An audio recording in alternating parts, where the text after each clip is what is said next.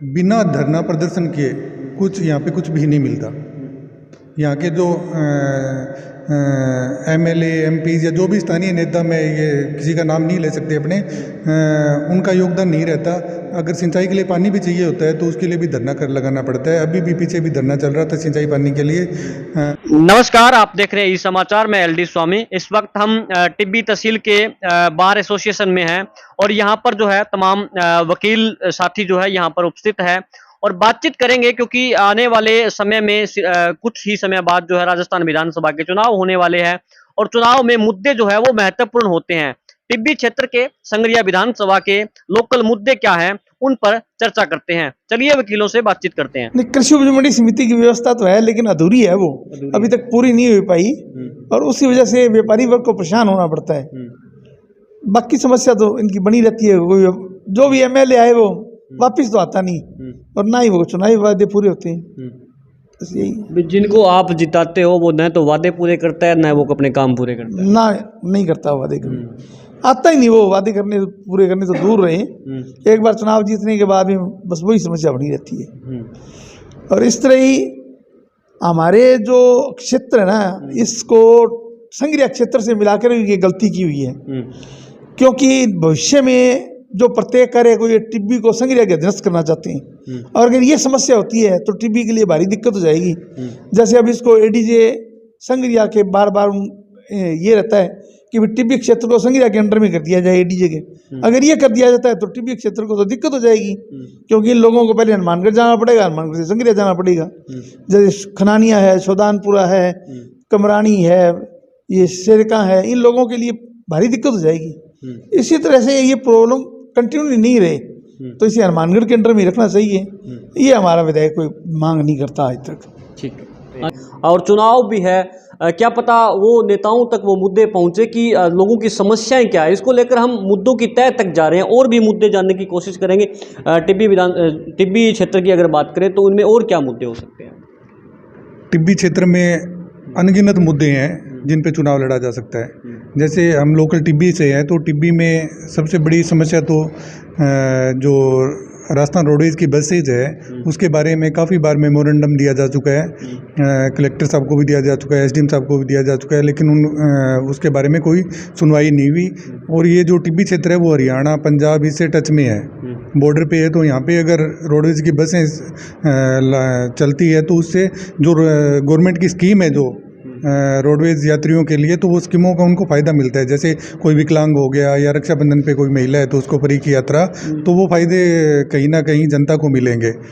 तो वो एक नुकसान टिब्बी क्षेत्र को हो रहा है। और दूसरा जो लंबी दूरी की जो ट्रेन है, टिब्बी एक तहसील है और एसडीएम हेडक्वार्टर है टिब्बी में, और तो लंबी दूरी की ट्रेन है जो उनका ठहराव टिब्बी में नहीं है।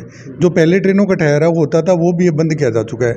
या तो यात्रियों को हनुमानगढ़ जाके चढ़ना पड़ता है या इलाहाबाद जाके चढ़ना पड़ता है। तो वो ठहराव भी अगर कोई जाने के लिए रोडवेज बस नहीं है, इलाहाबाद जाने के लिए रोडवेज बस नहीं है, तो वो अतिरिक्त खर्चा जो है ना वो यात्रियों की जेब पे पड़ता है।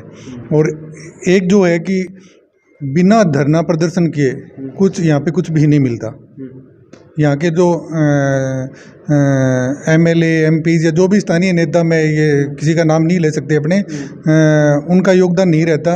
अगर सिंचाई के लिए पानी भी चाहिए होता है तो उसके लिए भी धरना कर लगाना पड़ता है। अभी भी पीछे भी धरना चल रहा था सिंचाई पानी के लिए, इसके लिए भी यहाँ पे निरंतर धरना प्रदर्शन हो रहा है। तो बिना धरना प्रदर्शन किए हमारे एरिया में कोई भी काम अब तक सफल नहीं हुआ है। जी आप बताइए। लोकल सबसे बड़ी समस्या तो यहाँ एक तो राजस्थान का जो ये क्षेत्र है टिब्बी, ये पंजाब हरियाणा और दिल्ली से बिल्कुल टच करता है और यहाँ से सबसे आसान दिल्ली जाने के लिए है। लेकिन यहाँ बस की व्यवस्था कोई सरकारी बसें जैसे सुबह कोई बस नहीं है और शाम को भी कोई बसें जाने के लिए लेट तक कोई बसें नहीं जाती हैं। बसों के लिए प्रयास किए लेकिन कोई प्रयास सफल नहीं हुए। शिक्षा, खेल, स्वास्थ्य खेल के अंदर यहाँ टिब्बी के अंदर जो खेल का जो आज से कोई 20 वर्ष 25 वर्ष पूर्व यहाँ खेलों की नगरी कहा जाता था इसको, और ग्राउंड बहुत अच्छा हुआ करता था। यहाँ के प्लेयर जो राष्ट्रीय स्तर पर भी कुछ गए हुए प्लेयर, लेकिन उसके बाद में आज विगत वर्षों से पीछे देखें तो कोई भी खेल मैदान नहीं है यहाँ। यहाँ खेल मैदान विवादों के घेरे में बढ़ा, उसके बाद में खेल मैदान बना नहीं। इसी कारण कोई बच्चे राष्ट्रीय स्तर पर, अंतर्राष्ट्रीय स्तर पर पहचान नहीं दिला पाए। इसके विपरीत नशा बढ़ रहा होगा। नशे का प्रभाव टिब्बी क्षेत्र में बहुत बढ़ रहा है। युवाओं पर इसका बहुत ज़्यादा नशा है और इसके कारण यहाँ मुकदमे भी हो रहे हैं, बच्चों का जीवन भी बर्बाद हो रहा है। इसके लिए कोई उचित प्रयास नहीं किए जा रहे हैं। स्वास्थ्य की कैसी सुविधाएं हैं? स्वास्थ्य, फ्लोराइड पानी और कैंसर की बीमारियां यहाँ बढ़ रही हैं। स्वास्थ्य के प्रति जब तक पानी शुद्ध नहीं मिलेगा तो स्वास्थ्य तो स्वस्थ हो ही नहीं सकता। तो खेल और स्वास्थ्य के लिए पर्यावरण और जो पानी है वो शुद्ध होना आवश्यक है। दोनों ही चीज़ों की कमी है। यहाँ के जो नेता हैं वो सिर्फ चुनावों के दिनों के अंदर ही आते हैं, लुभावने वादे करते हैं, लेकिन धरातल पर कार्य करने में कुछ भी नहीं है, जीरो है। अगर बात करें संगरिया विधानसभा की और जिस क्षेत्र से हम संबंध रखते हैं, उस क्षेत्र के मुद्दे क्या हैं प्रमुख जिन पर चुनाव लड़ा जाना चाहिए? सबसे पहले स्वामी जी आपका धन्यवाद, आप पधारे। आपके सभी दर्शकों का भी हम हार्दिक अभिनंदन करते हैं, धन्यवाद देते हैं उनको भी। तो आप हमारे संगरिया विधानसभा के जो मुख्य मुद्दे हमारे टिब्बी, उनमें राजस्थान नहर, डबड़ी खुर्द के पास जो राजस्थान नहर पे पुल बना हुआ है, 10 साल पहले गवर्नमेंट विभाग ने उसको नकारा घोषित कर दिया था। आज वो पुल तो वहाँ बड़ी दुर्घटना हो सकती है।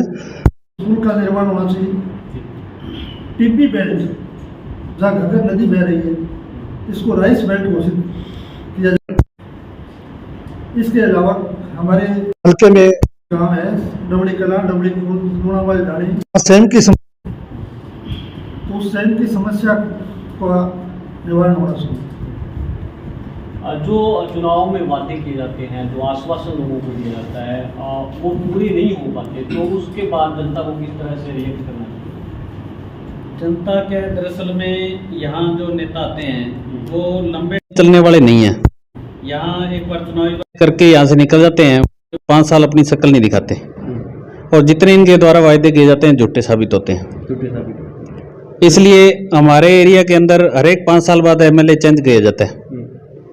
ये समस्या रहती है कि वायदे पूरे नहीं किए जाते, इसलिए इनको जनता को ये करना पड़ता है कि एमएलए चेंज किया जाए, लेकिन फिर भी कोई परिवर्तन नहीं आता किसी तरह का। विधानसभा की टिब्बी तहसील में हम लगातार जो है क्षेत्रीय मुद्दों पर बातचीत कर रहे हैं, लेकिन इसके साथ साथ जो स्टेट के जो मुद्दे हैं, राज्य सरकार के जो मुद्दे हैं, वो किन मुद्दों पर चुनाव लड़ा जाना चाहिए? सबसे बड़ा मुद्दा है जो कि पिछले कई सालों से आरपीएससी की वैकेंसी आ रही हैं, वो लगातार पेंडिंग ही चल रही हैं। जिनमें एग्ज़ाम हो गए उनमें भी बहुत भ्रष्टाचार हुआ है और जिनमें एग्ज़ाम होने के बाद आगे अपॉइंटमेंट देना था वो भी अभी पेंडिंग चल रही हैं। इसी तरह जैसे 3rd ग्रेड है, टीचर की वैकेंसी है, उसके बाद जो जिनको लगे हुए 3-4 साल हो गए यहाँ से बाहर गए हुए हैं, वो लोग भी इंतज़ार में है भी शायद ये 2-4 सालों में ऐसा हो जाता, लेकिन आते आते ये 5 साल निकल गए और वो लोग भी इस चीज़ के इंतज़ार में बैठे हैं भी कहीं ना कहीं गवर्नमेंट उनके लिए चेते और वो जो लोग बाहर बैठे हैं वो यहाँ आए या जो यहाँ के लोग हैं वो वापस अपने घरों में जाएं। तो मेरे हिसाब से जो सबसे बड़े मुद्दे ये 2 ही हैं भी, एक तो जो आरपीएससी की जो प्रक्रिया है जो एग्ज़ाम की, उसमें सुधार होना चाहिए, क्योंकि जो भी विज्ञप्ति आती है वो विज्ञप्ति आने के बाद कहीं ना कहीं बीच में अदर में रह जाती है और या तो वो पूरी नहीं होती। अगर पूरी हो जाती है तो कहीं ना कहीं यही अंदेशा होता है भी ये पेपर लीक हो जाएगा, अगर लीक नहीं हुआ तो आगे ये अपॉइंटमेंट नहीं मिलेगा बच्चों को। तो सबसे मेरे अनुसार जो भ्रष्टाचार है यही सबसे बड़ा मुद्दा इस वर्ष होने वाला है। अगर बात करें, आपने पेपर लीक की बात करी, राजस्थान में काफ़ी सारे पेपर लीक हुए हैं और युवाओं के सपने भी पेपर लीक होने से चकनाचूर हो जाते हैं कि वो कितनी मेहनत से वो पढ़ते हैं, तैयारी करते हैं, कितना खर्चा उन पे बाहर रह कर जो पढ़ते हैं कर लगता है। तो इस मामले पर आप क्या कहेंगे? इसमें मेरा तो यही कहना है भी कम से कम जो ये विज्ञप्ति का टाइम है इसमें एक टाइम रखा जाए भी इस टाइम विज्ञप्ति निकली और इतने टाइम में ये पूरी हो जाएगी और पूरी होने के बाद लोगों को उनकी नौकरी उन नौकरी पूरी मिल जाएगी। पर होता ये है कि विज्ञप्ति में 1-2 साल तो उन्हीं में निकल जाते हैं और उसके बाद पेपर होना, उसके बाद आगे जो प्रक्रिया है वो 4-4, 5-5 साल चलती है। इस वजह से बच्चों को आर्थिक और मानसिक दोनों नुकसान हो रहे हैं, क्योंकि लगभग ये है कि लोग कोचिंगों में जा रहे हैं तो वहाँ 3-3, 4-4 साल वहाँ बैठे रहते हैं, तो जिनसे उनके घरों में भार पड़ता है उस चीज़ का, पैसे का। और यही सबसे बड़ा यही है कि जो बेरोज़गारी कम होनी थी वो पिछले 5 सालों में डबल हो चुकी है, क्योंकि निकलने को तो बहुत वैकेंसियाँ निकली है, पर धरातल पर उसमें आधी भी नहीं इम्प्लीमेंट नहीं हुआ। तो मेरे अनुसार सबसे बड़ी यही है कि जो भी सरकार आए उसमें सबसे बड़ा ये सुझाव है कि उसमें ऐसा एक पारदर्शिता होनी चाहिए कि कम से कम जो आप विज्ञप्ति निकालते हो वो पूरी हो। एक भर्तियों का कैलेंडर भी जारी करें। और जो पंजाब से दूषित पानी आ रहा है इंदिरा गांधी नहर में, वो पेयजल के रूप में काम लिया जाता है हनुमानगढ़ के बाद में या रावतसर के बाद में, तो वो दूषित पानी लोगों को पीना पड़ता है, जिससे बिल्कुल स्वास्थ्य पे बीमारियां बढ़ रही है। और बिल्कुल बढ़ रही है। एक ट्रेन को तो कैंसर की ट्रेन ही घोषित कर रखा है कि ये कैंसर की ट्रेन है जो बीकानेर जाती है। तो इतना जो स्वास्थ्य पे इतना भयंकर जो प्रभाव पड़ रहा है उसके बारे में किसी भी नेता ने कोई इस तरह का प्रयास नहीं किया कि ये प्रॉब्लम सोल्व हो सके। और ये जो मैं बता ही रहा हूँ कि बिना धरना प्रदर्शन किए जो ये हमारी रोड है, जो 2 साल से संगरिया चाहिए जो स्टेट हाईवे है, इस रोड का काम चालू हुए लगभग 3 साल पहले इसका बजट आया था, जो अभी तक पूरी नहीं हुई। ये टोल रोड है और इसकी अवधि 1 साल की थी बनाने की, लेकिन अधिकारियों की जो लापरवाही कह लो या कुछ भी कह लो, जिसकी वजह से ये रोड अभी तक पूरी नहीं हो रही है। ये टिब्बी क्षेत्र के और संगरिया विधानसभा के लोकल मुद्दे थे जो इनकी मांग है, उन पर हम लगातार चर्चा भी कर रहे थे और हम काफ़ी गहराई तक पहुँचे भी। और ये जो मांगे हैं वो वाकई में ही ऐसी मांगे हैं जो अगर पूरी हो जाती है तो हर एक नागरिक को, प्रत्येक आसपास क्षेत्र के जो ग्रामीण क्षेत्रों के जो लोग हैं उनको काफ़ी सुविधाएँ हो सकती है। अंत में हम बढ़ेंगे कि 5 साल के जो राजस्थान सरकार है उसको आप कितने अंक देना चाहोगे 10 में से? पिछले 5 साल की जो सरकार रही है आपके राजस्थान में, उसको आप कितने नंबर देना चाहोगे? मेरे हिसाब से तो मैं 10 में से इस सरकार को 5 नंबर दूंगा। 5 नंबर। आप कितने दोगे? मैं 10 में से 7 नंबर देना चाहूँगा। जी। ठीक, कितना नंबर देगा?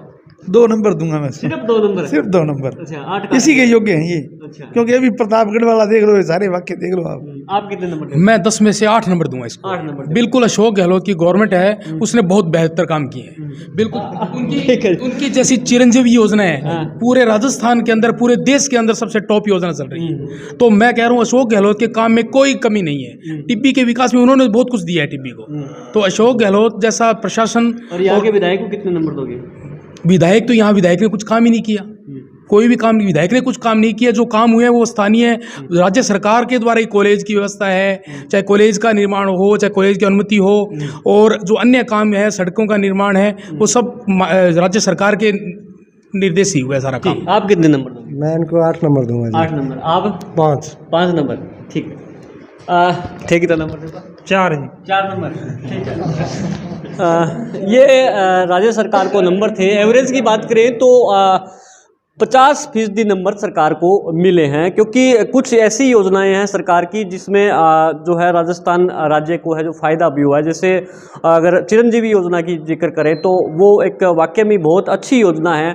25 लाख तक का जो इलाज है, कई घरों में तो ऐसे है पेशेंट्स के जो कैंसर के रोगी हैं उनको भी इलाज मुफ्त में मिल रहा है। ये हमने ज़मीनी स्तर पर देखा भी है, लोगों से बातचीत भी करी है। लेकिन टिब्बी क्षेत्र के बहुत से मुद्दे हैं जिन पर ध्यान दिया जाना चाहिए, और हम आने वाले जो नेता है, आने वाले चुनाव में जीतने वाले प्रतिनिधि है और जो वोट मांगने वाले लोग हैं उनसे भी अपील करेंगे कि जो टिब्बी क्षेत्र के स्थानीय मुद्दे हैं उन पर गौर की जाए और इन लोगों को भरोसा दिया जाए कि हम चुने जाने के बाद विधानसभा में जाकर इन मुद्दों को उठाएंगे और इन कामों को जो है पूरा करवाएंगे। आप ये वीडियो टिब्बी से ई समाचार पर देख रहे थे। मैं हूँ LD स्वामी। धन्यवाद।